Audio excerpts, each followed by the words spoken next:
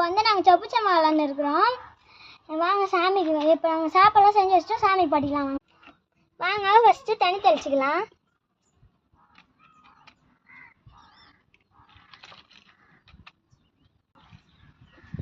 வாங்க நம்ம ஃபஸ்ட்டு இப்போ சாப்பாடு வச்சுக்கலாம்.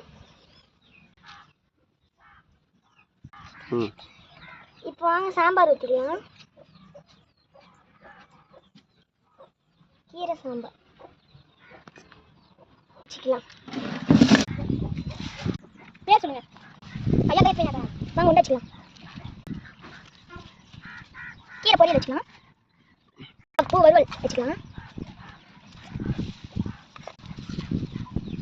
பொங்கல் படையலாம்.